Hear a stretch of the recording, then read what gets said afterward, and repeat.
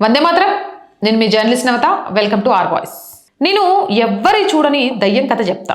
రాత్రి నగరం నిద్రలో ఉంది, కానీ ఒక కథ మాత్రం మేల్కొని ఉంది. అది కత్తులతో జరిగే నేరం కాదు, దాడులతో జరిగే హింస కాదు. ఇది ఒక మిస్టరీ క్రైమ్, కుట్రలతో జరిగే నేరం. భయాన్ని, అపోహలను ఆయుధాలుగా మార్చి రాజకీయ లబ్ధి కోసం సమాజాన్ని చీల్చే వైనం. దాని పేరు కుల వివక్ష. అందరూ దాని గురించి విన్నారు, అందరూ దాని మీద మాట్లాడతారు, కానీ ఎవ్వరూ ప్రత్యక్షంగా చూడలేదు. చూడనిది ఎలా నేరమైంది? నేరమైతే సాక్ష్యం ఎక్కడుంది? రైల్లో లేదా బస్సులో కూర్చున్నప్పుడు నీ పక్కన కూర్చున్న వ్యక్తి కులం ఏంటి అని ఎప్పుడైనా అడిగావా? లేదు.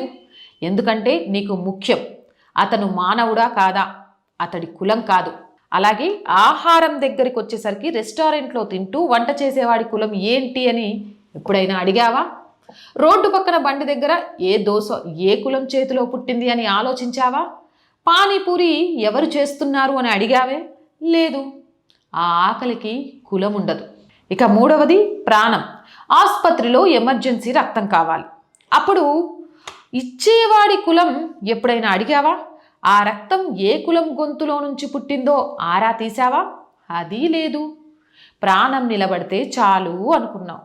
అక్కడ లేని కులం న్యూస్ డిబేట్లలోకి ఎక్కడి నుంచి వస్తోంది?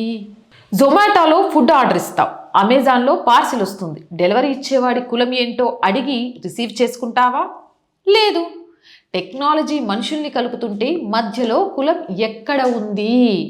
ఇక దేవాలయం విషయానికి వద్దాం. గుడిలో పూలు అమ్మేవాడి కులం చూసావా? ప్రసాదం ఇచ్చేవాడి కులం అడిగావా? నీ ముందు నీ వెనుక నిల్చున్న భక్తుడి కులం తెలుసుకోవాలని ప్రయత్నించావా? అది లేదు. దేవుడి ముందు అందరూ ఒక్కటే. దేవుడి దగ్గర లేని కులాన్ని దేవుడి పేరుతో ఎందుకు బతికిస్తున్నారు? ఇక సేవల దగ్గరికి వచ్చినప్పుడు, క్యాబ్ బుక్ చేసినప్పుడు, ఎలక్ట్రీషియన్ని పిలిచినప్పుడు, సెలూన్కి వెళ్ళినప్పుడు నీ కులం ఏంటి అని ఎప్పుడైనా అడిగావా? అది లేదు. ఎందుకంటే నీకు కావలసింది సేవ, కులం కానే కాదు. ఇక అలాగే తరగతి గదిలో కూర్చున్నప్పుడు నీ క్లాసులో నీ కుడివైపు కూర్చున్న విద్యార్థి కులం ఏంటి, ఎడమవైపు కూర్చున్న వాడిది ఏ కులం నీకు తెలుసా? లేదా తెలుసుకోవాలని ఎప్పుడైనా అనుకున్నావా? అది లేదు. అక్కడ అందరూ విద్యార్థులే, అందరూ సరస్వతీదేవి పుత్రికాపుత్రులే. ఇంకా మహాకుంభమేళ జరిగింది. 65 కోట్ల మంది హిందువులు ఒకే నదిలో మునిగారు. అక్కడ ఎవరి కులం అడిగారు? నీటి తాకిడిలో కులం కరిగిపోయింది. మరి ఈ వివక్ష ఎక్కడ ఉంది?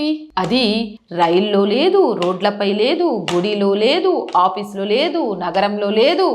అయితే ఎక్కడుంది? రాజకీయ ప్రసంగాల్లో, విభజన కోసం రాసిన కథనాల్లో, విదేశీ నేరేటివ్లకు సరిపోయే NGO రిపోర్టుల్లో, ఎన్నికల ముందు మాత్రమే కనిపించే కన్నీళ్లలో. అదే అసలు నేరం. ఇది కుల వివక్ష కథ కాదు, ఇది భయాన్ని బ్రతికించే కుట్ర, గాయాలను మాననివ్వని వ్యూహం, సమాజాన్ని శాశ్వతంగా బాధిత దోషి బాక్సులో పెట్టే స్కీమ్. వివక్ష ఇప్పుడు ఒక బిజినెస్ మోడల్. బాధ ఉంటే సమస్య, బాధితుడు ఉంటే వ్యాపారం. ఎందుకంటే కులం పోతే వారి రాజకీయ జీవితం పోతుంది, బాధితుడు లేకపోతే రక్షకుడిలా నటించే అవకాశము కూడా పోతుంది.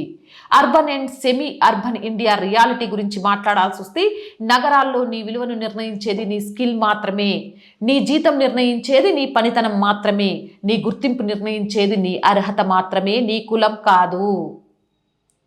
రెజ్యూమ్లో కులం అడగరు, స్కిల్ అడుగుతారు. కులం ఒకప్పుడు సామాజిక సమస్య, ఇప్పుడు అది పొలిటికల్, అదే రాజకీయ ప్రొడక్ట్ లాగా తయారైపోయింది. ఇప్పుడు ఒక డార్క్ ట్రూత్ చెప్తా. కుల వివక్షను చంపితే దేశం ఒక్కటవుతుంది. అందుకే కొంతమందికి అది బతికే ఉండాలి. అది ఒక దయ్యం, ఎవ్వరికీ కనిపించదు కానీ భయపెడుతుంది. చూడలేదు కానీ నమ్మిస్తుంది, నమ్మించారు కూడా.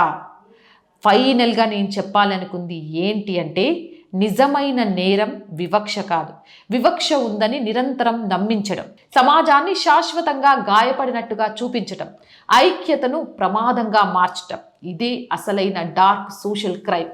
దయ్యం నిజంగా ఉండి ఉంటే ఇప్పటి వరకు ఎవరో ఒకరు చూసేవాళ్ళు, కానీ ఇది దయ్యం కాదు, భయంతో తయారు చేసిన కథ. కాబట్టి కొంచెం తెలివి పెట్టి ఆలోచించండి, రాజకీయ నాయకుల ఉచ్చులో పడిపోకండి. జై హింద్, జై భారత్. అండ్ రోజు చెప్తున్నానండి, R voice group of channels ఉన్నాయి. R voice, R political, R Sanskriti, ఈ 3 మన ఛానల్సే. దేశం కోసం, ధర్మం కోసం ఒక అడుగు ముందుకు వేస్తూ ప్రారంభించిన ఛానల్స్. వీటిని కాపాడుకోవాల్సిన బాధ్యత మనందరి మీద ఉంది. సో ప్లీజ్ సబ్స్క్రైబ్ చేయండి, ప్రతి వీడియోని లైక్ చేయండి, షేర్ చేయండి. ఆర్థికంగా మీకు తోచిన సహాయాన్ని చేసి ఈ ఛానల్ని నిలబెట్టాలి అని ప్రతిరోజు పోరాడుతున్న నా సంకల్పానికి అండగా నిలవండి. ఆర్థికంగా సపోర్ట్ చేయాలంటే సబ్స్క్రిప్షన్ పక్కనే జాయిన్ అనే బటన్ ఉంది. 1 to 5 లెవెల్స్ ఉన్నాయి. ఏదో ఒక లెవెల్లో సపోర్ట్ చేయండి. లేదా స్క్రీన్ మీద గూగుల్ పే, ఫోన్పేతో పాటు అకౌంట్ డీటెయిల్స్ ఉన్నాయి. మీకు తోచిన సహాయాన్ని అందించవచ్చు. వ్యాపార ప్రకటనల కోసం 8328500576 నెంబర్ని సంప్రదించండి. జై హింద్, జై భారత్.